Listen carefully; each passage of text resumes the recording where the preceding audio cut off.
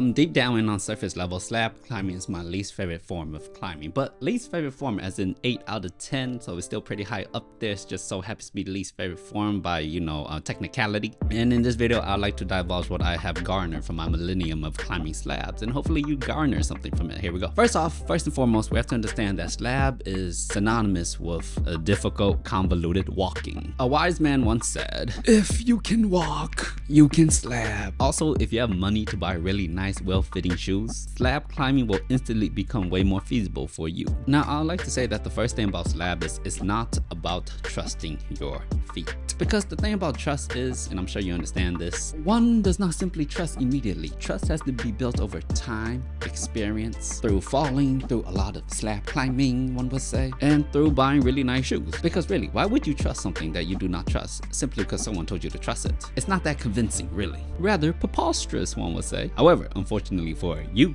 though, when the moment of truth comes during the slab climb, and it will come, you're going to have to accept that you're either going to fall in dramatic fashion,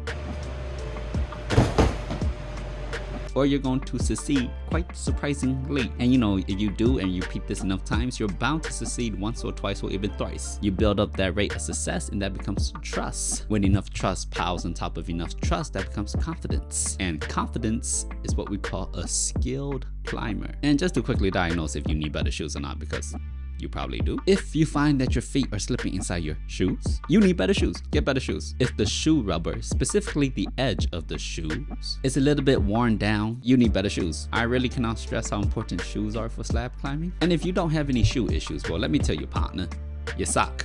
You just need to practice climbing slab more. As for I personally hardly ever place my big toe directly straight onto the foot holds when I slab climb, or when I climb generally speaking. Honestly, I'm always slab climbing with my foot either turned outwards or turned inwards. This means that the inside of my foot is always on the foothold, or sometimes the outside of my foot is on the foothold. Again, hardly ever will my big toe be directly straight onto the foothold. The triangle is basically what I aim for when I slab climb. Here's me vastly exaggerating it. I want my hips to be pushed out so that my feet are pushing down and my hands are holding me in place. This opposing force really keeps you nice and solid upon the wall.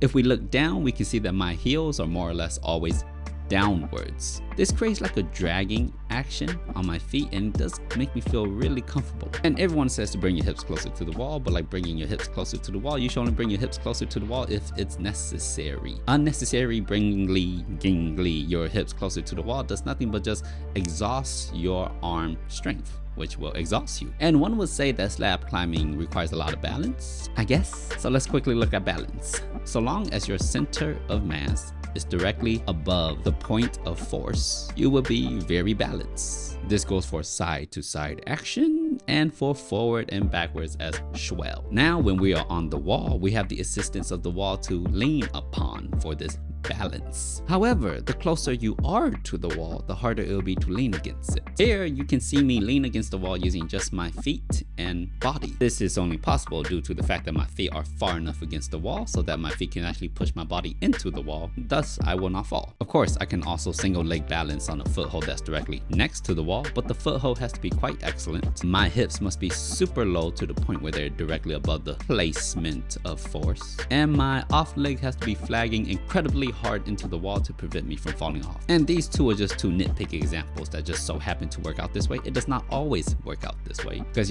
climbing isn't black and white. Mostly all of this is simply to say if your feet are excellent, you will be a much better slab climber. Now I would like to take a look at a very common scenario on slab. It could be a foothold on the wall, but usually it's a foothold on a volume. Most individuals will try to foot swap like this, and it works. Don't get me wrong, valid method. However, I find that sometimes, a lot of times, it's much easier to just place your feet on top of the volume, place the other foot on top of the volume, and then clockwork your feet right back downwards. And this way, you're more or less always in control of your body without any quick, fidgety action going on. Also, I'm sure you heard this before, but when you're smearing on the volumes or the walls or smearing, you really want to drop that heel so that the most of your feet is making contact with the volume to increase friction, which is good.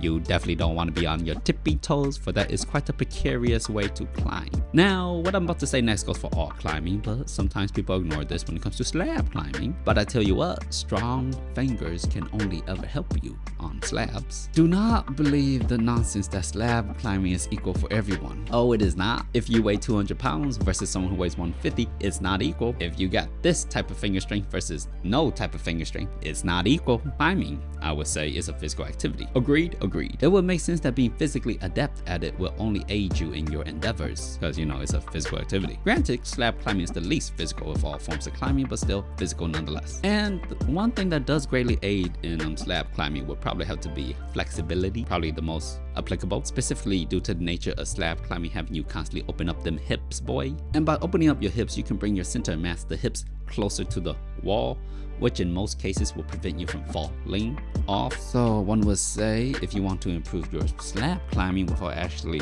slabbing, become flexible, I recommend the pancake stretch. Phenomenal. And I don't know why I must tell you this, but I feel like I must tell you this because I feel like people constantly forget. But when you are climbing, and when you are climbing slabs specifically, you really want to focus on moving your feet quite a lot. Find the perfect positioning. With that off leg, flag it. Do something with it. Don't just leave it hanging. Thanks for watching. I'll see you next time, partner.